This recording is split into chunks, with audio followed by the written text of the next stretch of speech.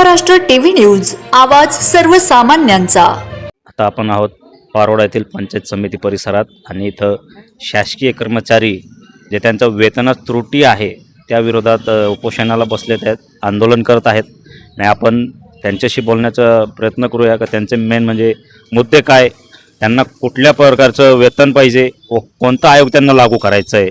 म्हणजे त्यांचं म्हणणं आहे की 5व्या वेतनपासून आम्हाला 4थ्या वेतन आयोगपासून आमच्या पगारात त्रुटी आहे आणि त्यांना कुठल्याही त्याच्या पुढचं जे शासनाने 5वा आयोग 6वा आयोग 7वा आयोग लागू केलेला आहे त्याच्यातून कुठलाही मोबदला मिळालेला नाही किंवा त्यांना लागू करण्यात आलेलं नाही। दादा तुमचं नाव काय? मी अध्यक्ष शासकीय निम शासकीय अधिकारी कर्मचारी संघटना पारोळा। माझं नाव आहे तिलक काशीनाथ शिंपी, वरिष्ठ सहाय्यक।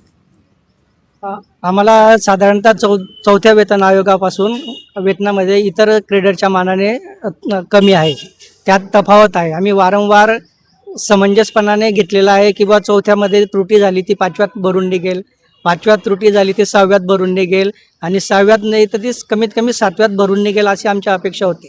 पण आजपर्यंत खुल्लर समितीने सुद्धा आता इतर पदांना खूप त्यांनी वेतन त्रुटी समायोजन करण्याचा प्रयत्न केला, पण तिच्यामध्ये फक्त पूर्ण महाराष्ट्रात फक्त आमचंच क्रेडर ज्युनियर आणि सिनियर क्रेडरचं त्यांनी कोणताही त्याचा विचार केलेला नाही।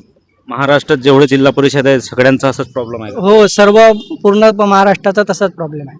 आता तुम्ही इथं बाकीचे लोक पारोळ्याला आता समजा उपोषण करतायत, तुमचं उपोषण नाही आहे, बरं संप पुकारलं तुम्ही किती दिवसाचा असणार?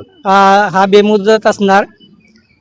23 तारखेपासून हा संप चालू आहे आणि आपले जिल्ह्याचे राज्याचे राज्याध्यक्ष अशोक डाळे यांचा जोपर्यंत आपल्याला संदेश येत नाही किंवा शासन त्याचा पाठपुरावा देत नाही तोपर्यंत हा संप चालू राहणार। उपोषण तुमचं म्हणजे संप तुमचं जिल्हाभरात आहे की फक्त पारोळ्यासाठी आहे? नाही, हा पूर्ण जिल्हाभरात नसून हा पूर्ण राज्यभरात आहे। महाराष्ट्रात अख्ख्या महाराष्ट्रात यांचं बेमुदत कामबंद आंदोलन असं चाललेलं आहे आणि जेव्हापर्यंत यांना कुठलंही आश्वासन, लेखी आश्वासन म्हणावं किंवा आदेश म्हणावं ते पारित होत नाही तेव्हापर्यंत यांचं उपोषण किंवा कामबंद आंदोलन चालूच असणार आहे। Vande Maharashtra TV media, Parola.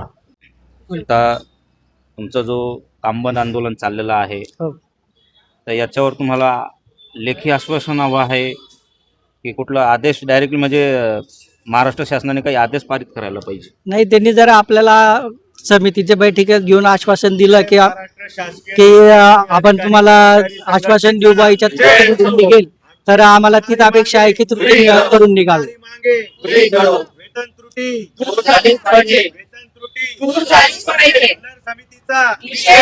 बघू शकतो शासनाच्या विरोधात जे काही यांनी संप पुकारलेला आहे किंवा कामबंद आंदोलन करून जे घोषणा देत आहेत ते त्यांच्या हिशोबानं अगदी योग्य आहे, कारण की शासनाने इतर सगळ्या खात्यांना वाढीव पगार दिलेला आहे, वाढीव भत्ता दिलेला आहे, सगळे आयोग त्यांना लागू केलेले आहे। मात्र जिल्हा परिषद जे कर्मचारी आहेत यांना अजूनपर्यंत 4थ्या वेतनपासून कुठलीही योजना लागू केलेली नाही आहे।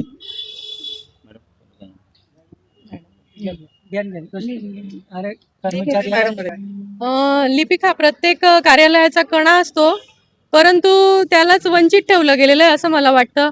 आणि आमच्या संघटनेने जे आता इतक्या दिवसापासून आंदोलन राबवलेलं आहे तर ते वैधच आहे। आमच्या मागण्या काही अवास्तव नाही आहेत, त्या वैध असून शासनाने आमचा विचार करावा एवढी अपेक्षा आम्ही व्यक्त करतोय। अजूनही आम्ही या आशेने बसलेलो आहेत की आमच्या मागण्या या काही स्तरावर का असे ना मान्य व्हायला पाहिजे, वेतन त्रुटी आमची नक्कीच दूर झाली पाहिजे। खरं त्यांच्या म्हणण्यानुसार शासनाने नक्कीच जिल्हा परिषद कर्मचाऱ्यांचं विचार केलं पाहिजे। Vande Maharashtra TV media, Parola. Vande Maharashtra TV news, आवाज सर्वसामान्यांचा। अशाच नवनवीन बातम्या पाहण्यासाठी आमच्या चॅनलला सबस्क्राईब करा, बेल आयकॉनला क्लिक करा।